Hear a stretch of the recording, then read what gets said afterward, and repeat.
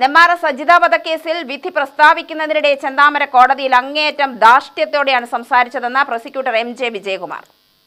സജിത വധക്കേസിലെ പ്രോസിക്യൂട്ടറാണ് മാധ്യമങ്ങളോട് ഇക്കാര്യം വെളിപ്പെടുത്തിയത്.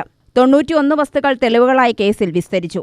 44 സാക്ഷികളെയും വിസ്തരിച്ചതായി അദ്ദേഹം പറഞ്ഞു. സജിതയുടെ വീട്ടിലെ പ്രതിയുടെ കാൽപ്പാടും വസ്ത്രവും മുഖ്യ തെളിവായി. വീട്ടിലെ ചുമരിൽ രക്തക്കറ ഉണ്ടായിരുന്നു. സജിതയുടെ രക്തം ചെന്താമരയുടെ ശരീരത്തിലുമുണ്ടായിരുന്നു. ഇതും വലിയ തെളിവായി.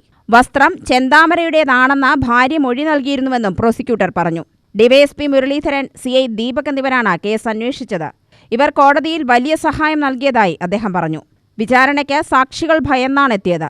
പ്രതിയുടെ മനോനില കാരണം എല്ലാവർക്കും ആശങ്കയുണ്ടായിരുന്നതായി അദ്ദേഹം പറഞ്ഞു. പ്രതി നടത്തിയ ഇരട്ട കൊലപാതകത്തിന് ഇതുമായി ബന്ധമില്ലെന്നും കോടതിയിൽ അക്കാര്യം പറയാൻ കഴിയില്ലെന്നും വിജയകുമാർ വ്യക്തമാക്കി.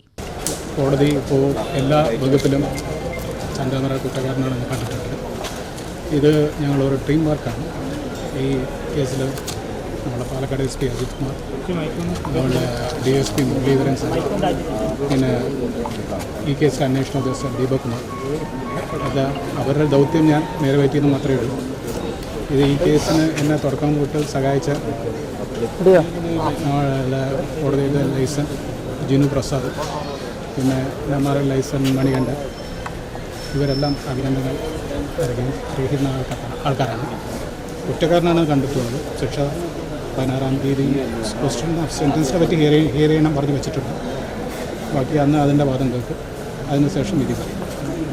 എന്താണ് ഇതിൽ നിർണായകമായ ഒരു തെളിവ്? ആദ്യം ഈ കേസിലെ ഫുട് പ്രിൻ്റാണ്. പിന്നെ അയാളുടെ പ്രതിയുടെ ഷർട്ടിൻ്റെ പീസ്, പോക്കറ്റ്, ഇതെല്ലാം ഈ പ്രതിനെ അറസ്റ്റ് ചെയ്യുന്നതിന് മുമ്പ് തന്നെ അന്ന് സംഭവ ദിവസം തന്നെ പോലീസിന് മുഴുവനും കിട്ടിയിട്ടുണ്ട്.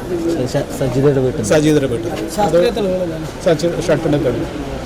ഈ ഷർട്ട് അയാളുടെയാണ് എന്ന് അയാളുടെ ഭാര്യ വന്ന് കൊടുത്ത മൊഴി കോടതി അങ്ങേയറ്റം വരെ സ്വീകരിച്ചിട്ടുണ്ട്. പിന്നെ കൂടാതെ 27 റിക്കവറി എന്ന് പറയും. അത് അതിൻ്റെ വാളിലും ഈ മരിച്ച സ്ത്രീയുടെ സജിതയുടെ ബ്ലഡ് ഉണ്ടായിരുന്നു. അവൻ്റെ ഈ ചെന്താമരയുടെ മുണ്ടിലും ഈ സജിതയുടെ ബ്ലഡ് ഉണ്ടായിരുന്നു. ഇതെല്ലാം വളരെ ഇമ്പോർട്ടൻ്റ് എവിഡൻസ് ആയിട്ട് കോടതി കണ്ടെത്തി. UTV news, Palakkad.